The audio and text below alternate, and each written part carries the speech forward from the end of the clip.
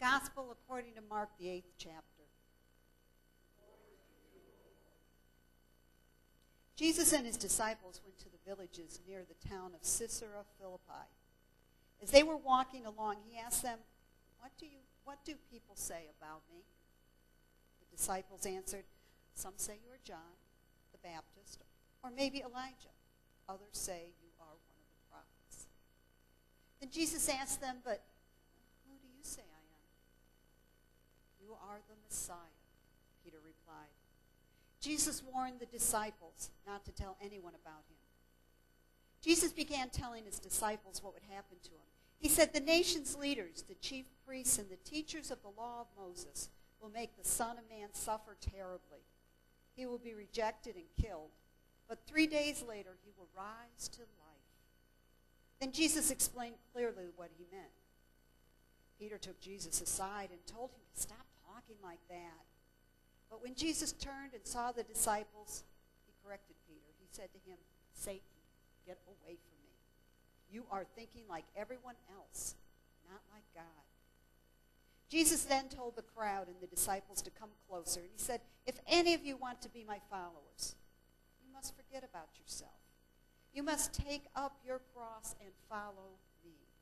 If you want to save your life, you will destroy it. But if you give up your life for me and for the good news, you will save it. What will you gain if you own the whole world but destroy yourself? What could you give to get back your soul? Don't be ashamed of me and my message among those unfaithful and sinful people. If you are, the Son of Man will be ashamed of you when he comes in the glory of his Father with the holy angels. The Gospel of our Lord. You know, one of the really difficult things about preaching from the lectionary, which is the way we work it, is that so often there's so much packed into these readings that it's like, how do I know what to speak about? You know, I could do a whole lesson on the tongue. Let's face it, we've all been beat up by somebody's tongue or lost control of our own. So I encourage you to take these bulletins home and look at some of the things that we've read and reconsider them throughout the week, because God may have something else for you in these readings. I can't preach at all. You guys wouldn't wait that long. So I started my last class this week. Yay! Yep. And it's on the New Testament, talking about the history of the New Testament and the history of the Bible and the history of all the politics that were going on. And I was really thrilled. I was really looking forward to this class. And I had no idea just how much I was going to love it. The book is an amazing book. Now, I've got to be honest with you, and this isn't going to surprise many of you, I'm sure. You know me too well. There's several books that I've purchased that I've either just scanned, barely read, or, let's face it, there's some I never opened. It's a crime. It's a crime what they do in school, have you get all these books and then they don't use them. But anyway, some of them, it's just as well they didn't use. But this one's called The New Testament, a historical introduction to early Christian writers. And it is written by a man named Bart D. Ehrman. Now let me tell you about Bart. I did a little research. Well, the teacher started off by telling us a little bit about him, which made me want to research a little more. Bart, at a very young age, was brought into the conservative evangelical Christian tradition. And he went through the born-again experience and just really hooked up with that whole tradition. And he was very adamant about it. From what I've read, he would go out and he would witness to people all the time and talk about the evangelical way of believing. And he was so into this that he started learning about the Bible, about where it came from, about who the disciples and apostles of Christ were, about the politics and all the religious goings-on of the time. And the more he learned, the more he found that he couldn't quite support the absolute conservative evangelical tradition. Because he felt that there were just too many questions. It was too ambiguous to be that certain. And so he moved from the conservative Christian to a more liberal Christian. And sadly, at least in my opinion, he moved from there into being an agnostic, not really thinking that you can ever really know who God is, and not even being sure that there is a God, for that matter.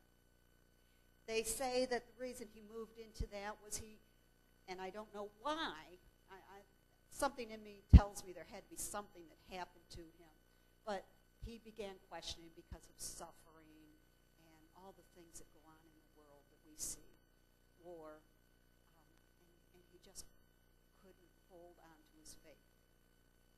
And actually, to speak up for him, I went to his blog, and while part of it is public, a good chunk of it you have to pay for a subscription for, and when you pay for the subscription, the money goes to the poor and the needy. So, I have some respect for him in that he sees a problem. He doesn't just sit back and whine and complain about it.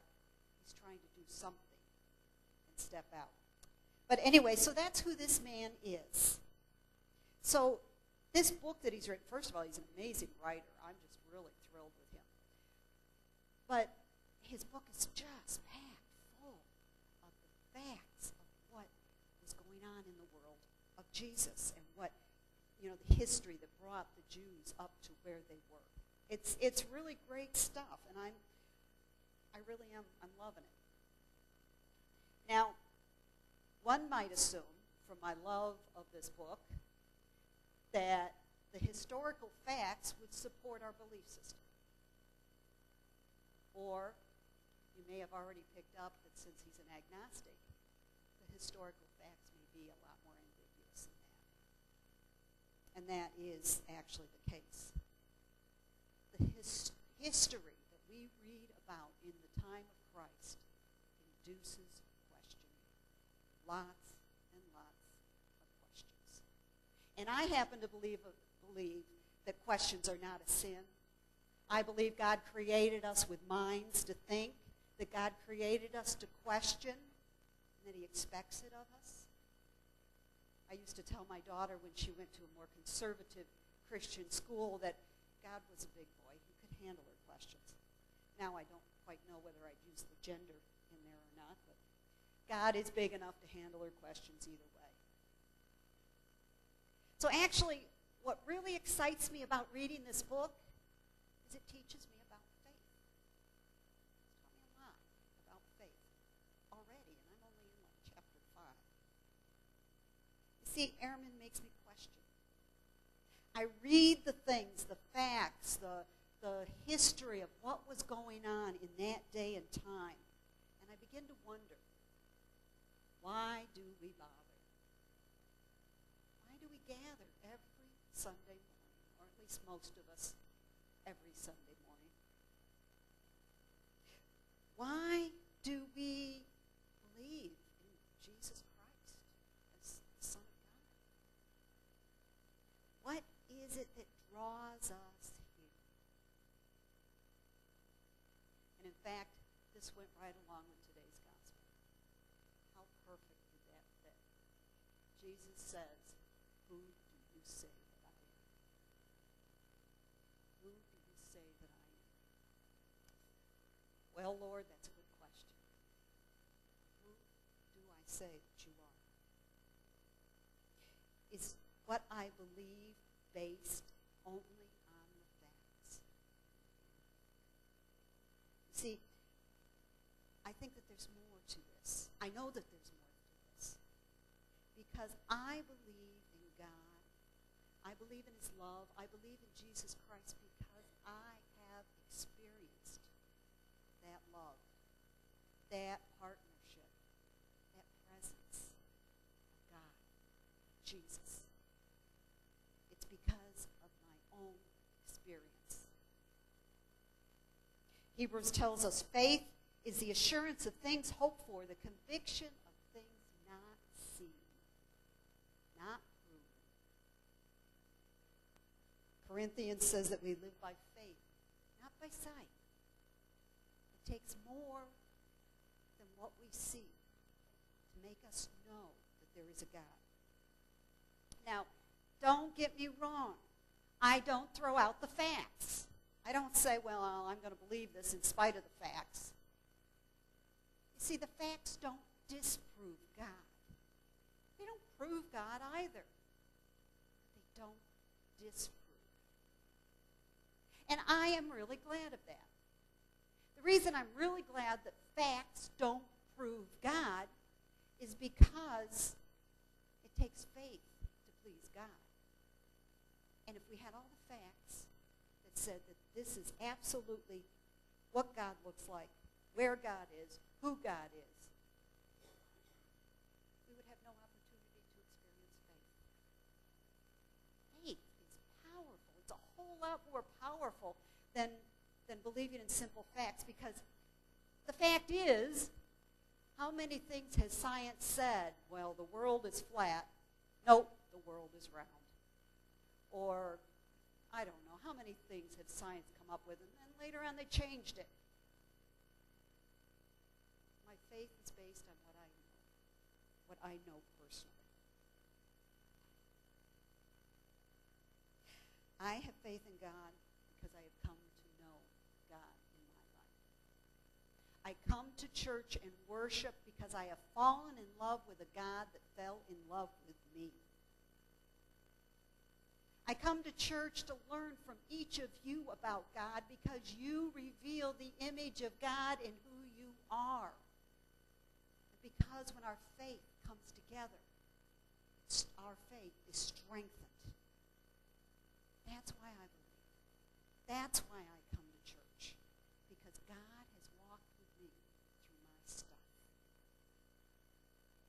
Our postmodern thinking has gotten us to the point where we now know that science, that historical facts do not bring us peace, do not bring us hope, do not give us purpose.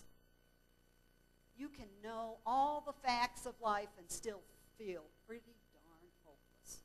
Watch the news and tell me, how do you feel? Who do I say Jesus is? I say Jesus is the Christ, the Son of the living God, who died on a cross and was raised again to live again. Because I have experienced hope and love and peace and healing and purpose, all within the relationship of knowing this God in my life. There are certain ambiguities about Jesus Christ. There are ambiguities about our faith. Bruce and I were talking last night. I said, we were sitting there looking at the stars, and I said, I wonder where my mother is. Now, in our language, we say, Mom's in heaven. Where is heaven? We know heaven is no longer a place that exists outside the atmosphere of the world. Where is heaven? Where is Mom? I don't know. I know Jesus went to prepare a place for her, so I know she's somewhere. I don't know what heaven looks like. But I know that I believe in the Jesus Christ that promised that place. I can't wait to read more of Ehrman. I'm just really excited about this book. I want to know more about the history of my faith. But know this. My faith is not built upon whatever facts we think we may know about 1,000 years ago, 2,000 years ago.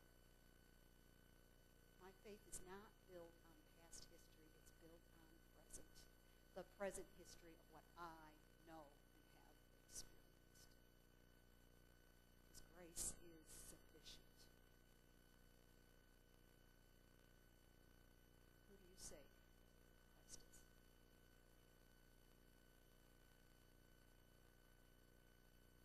Let's just take a moment with the Holy Spirit.